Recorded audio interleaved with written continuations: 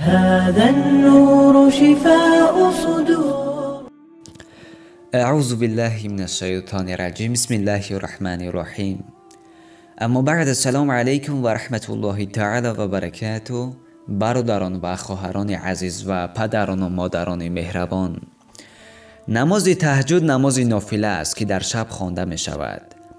نماز تهجد در مذهب ما 12 رکعت خوانده می شود و در دیگر روایت ها از مادرمان عایشه رضی الله عنها 13 رکعت و 8 رکعتی نیز آمده است.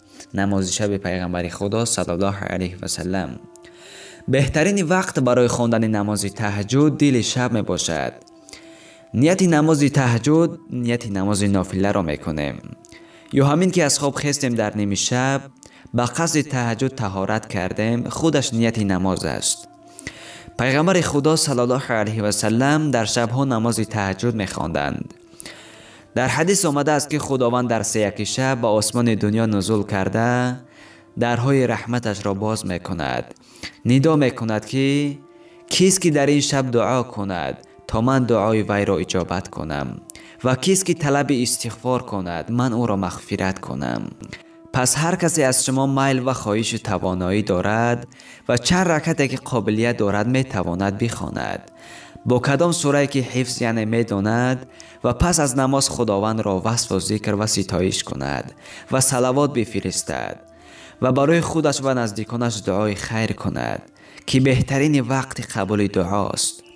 3 دل اگر یک شود دعا مستجاب می شود.